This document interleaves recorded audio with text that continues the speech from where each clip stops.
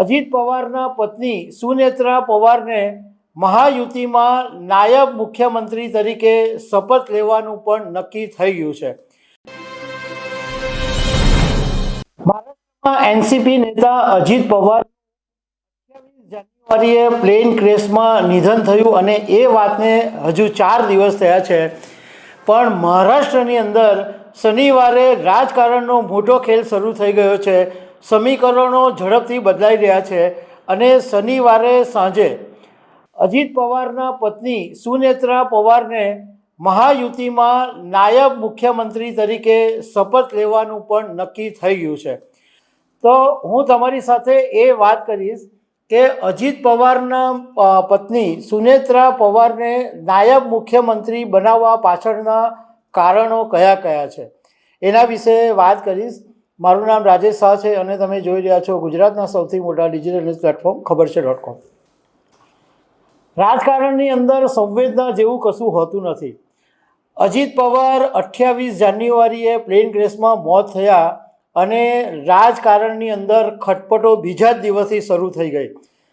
એનસીપીના નેતાઓ પ્રફુલ્લ પટેલ સહિતના નેતાઓ સુનેત્રાને એમના ઘરે મળ્યા અને એમને સમજાવ્યા અને નાયબ મુખ્યમંત્રી તરીકે શપથ લેવા માટે એમને રાજી કરી દીધા। શનિવારના દિવસે સાંજે સુનેત્રા પવાર નાયબ મુખ્યમંત્રી તરીકે શપથ લેશે। એ પહેલાં એમણે રાજ્યસભા સાંસદ પરથી રાજીનામું આપી દેવું પડશે, કારણ કે સુનેત્રા 2024માં લોકસભાની ચૂંટણી લડ્યા હતા પરંતુ હારી ગયા હતા। ત્યારે અજીત પવારે એમને રાજ્યસભા સાંસદ બનાવ્યા હતા। હવે નાયબ મુખ્યમંત્રી બનશે એટલે એમણે રાજ્યસભા સાંસદ ઉપરથી રાજીનામું આપવું પડશે ઉપરાષ્ટ્રપતિને, અને ઉપરાષ્ટ્રપતિ આ રાજીનામું સ્વીકારશે એ પછી તેઓ મહારાષ્ટ્રના નાયબ મુખ્યમંત્રી તરીકે શપથ લેશે। આની અંદર એમણે 6 મહિનામાં વિધાનસભા જીતવી પડશે અથવા એમએલસી તરીકે સભ્ય બનવું પડશે।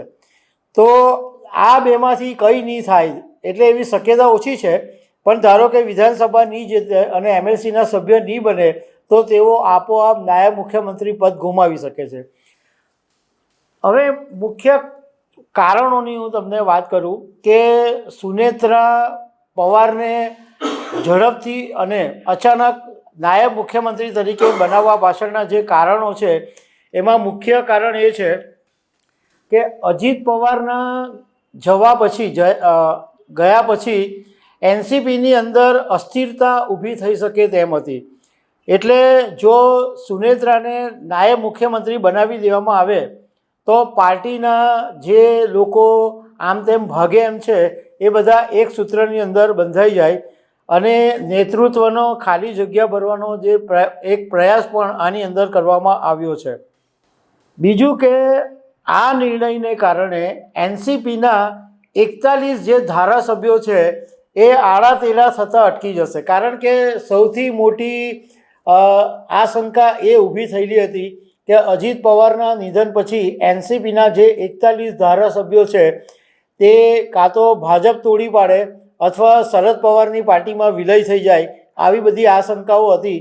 તો આવું બધું નહીં થાય એટલે સુનેત્રાને તાત્કાલિક નાયબ મુખ્યમંત્રી બનાવી દેવાનું નક્કી કરી દેવામાં આવ્યું અને એને કારણે હવે આ જે 41 ધારાસભ્યો છે એ હમણાં આડાતેડા થતાં બંધ થઈ જશે।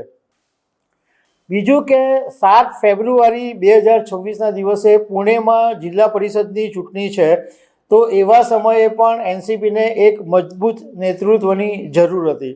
બીજું એક મુદ્દો એ બી છે કે અજીત પવારના અવસાન પછી એક એવી શક્યતા ઊભી થઈ કે જે શરદ પવાર એમના કાકાની સાથે અજીત પવારે છેડો ફાડેલો અને એનસીપી ઓરિજિનલ પોતે મેળવી લીધેલી, એ જ શરદ પવારની સાથે અજીત પવારની એનસીપીનું વિલય થઈ જાય એવી જે શંકા ઊભી થઈ છે, ચર્ચા ઊભી થઈ છે।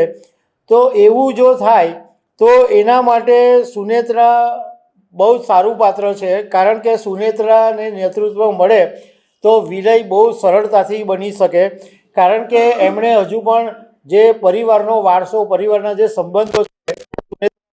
બીજું કે અજીતના જે 2 પુત્રો પાર્થ પવાર છે એ થોડો પોલિટિક્સમાં એક્ટિવ છે, જય પવાર બિલકુલ એક્ટિવ નથી, પણ ભવિષ્યમાં બંને સંતાનોનું જે રાજકીય ભવિષ્ય છે એ પણ એક સુનિશ્ચિત રાખવા માટે સુનેત્રાનું રાજકારણમાં એક્ટિવ થવું જરૂરી હતું. બીજું કે દેવેન્દ્ર ફડણવીસે તો કહી દીધેલું હતું કે અમે એનસીપીનો જે નિર્ણય હશે એને સ્વીકારીશું, અને એવું જાણવા મળ્યું છે કે અજીત પવારના જે ખાતા હતા એમાં આબકારી અને સ્પોર્ટ્સ વિભાગ છે એ સુનેત્રા પવારની પાસે રહેશે, પણ નાણાં વિભાગ છે એ દેવેન્દ્ર ફડણવીસ પાસે રહેશે, એટલે નાણાં વિભાગ છે એ સુનેત્રાને મળવાનો નથી. બીજેપીનું એવું માનવું છે કે સુનેત્રા પવારને નાયબ મુખ્યમંત્રી બનાવવાથી જે ભાજપ શિંદે શિવસેના એ વચ્ચે જે સંતુલન છે એ પણ જળવાઈ રહેશે, કારણ કે શિંદે શિવસેનાને પણ સુનેત્રા પવાર નાયબ મુખ્યમંત્રી બને એનાથી કોઈ વાંધો નથી. ભાજપનો આમાં એક મોટો ખેલ એ બી છે કે આ સુનેત્રા પવાર છે એ મહારાષ્ટ્રના પહેલા નાયબ મુખ્યમંત્રી બનવાના છે.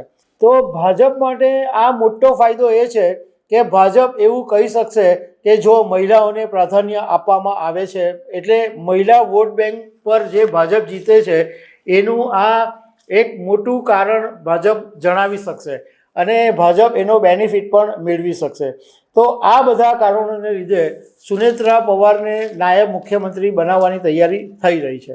તો દર્શક મિત્રો, આવી અનેક વાતો સાથે અમે તમને મળતા રહીશું. Thank you very much.